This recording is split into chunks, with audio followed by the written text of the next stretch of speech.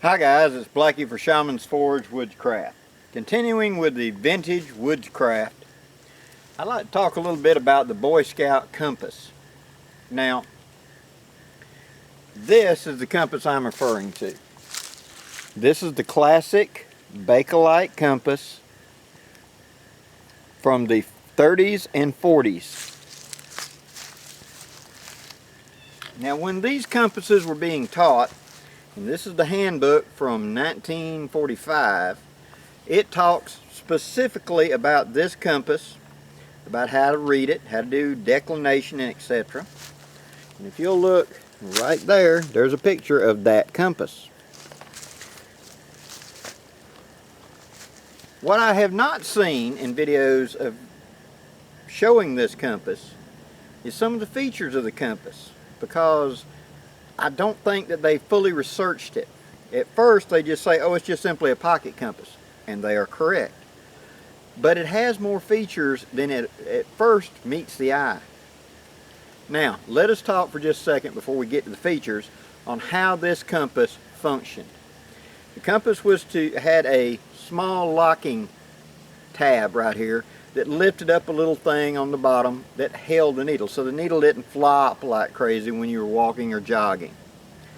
It had, a brass plated lanyard right here, and this brass plated lanyard is non-magnetic, so therefore you're not transmitting. Likewise, this aluminum screw is non-magnetic. Very well thought out. Now, the object of the game was you set the compass down and you aligned the north arrow with the north indication on the dial. You then found what your heading was supposed to be on the dial, the bezel ring, turned your body to your facing that mark, picked the compass up, holding it level, and you sighted directly across the crystal, across the center section to that heading, and then making sure that the north needle was on the north mark, you would then, or actually on the correct zero heading, you would then sight in and sight a target in the distance and walk to it, as a very crude sighting compass. But as you know, and as discussed in this book, the compass points to magnetic north. Now, at the time this book was written, what they said was a huge iron deposit way up north in Canada, and it's pointing toward that. Today we know a little bit more than they did, but at the time that's what they believed it was. So you can adjust for declination on this compass. I know, I heard a bunch of you go, what? You can adjust for declination on this compass. Now, where I am here in Alabama right now, it is a 3-degree west declination. It means I'm off 3 degrees. In some parts of the country it's much more severe.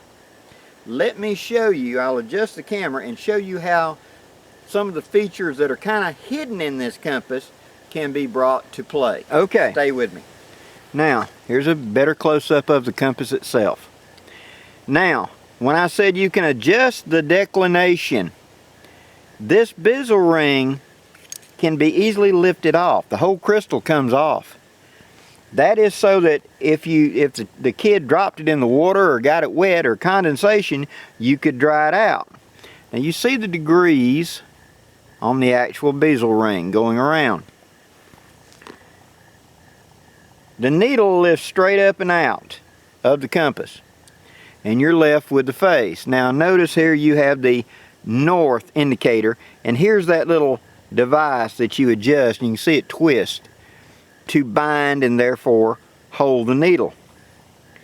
One of the tricks you can do with this is you're supposed to take a number 2 lead pencil, fairly sharp, and stick inside there and gently turn it. This adds carbon to the pivot point, so it more freely spins, so you can, in essence, lubricate your compass needle. Now, I want my compass needle to point 3 degrees off. So I'm going to set my compass where it's kind of held down, it's not going to move, and that's straight north. Let me get my glasses on, guys. I'm old and can't see. Now, taking my bezel ring, I'm going to rotate it around here to, this is 0, and then it's in 5, 10, 15. So what I'm going to do is, I'm going to directly north over my north setting. Instead of putting it 0 dead center of that end, I'm going to offset it about 3 degrees, and then I'm going to push it back down. Now when I free float my needle, and my needle is pointing toward true north, to magnetic north, it's actually pointing at 3 degrees off. So now when I hold my compass and I box, now I don't think I can get it to do it. I hope I can. Right there maybe.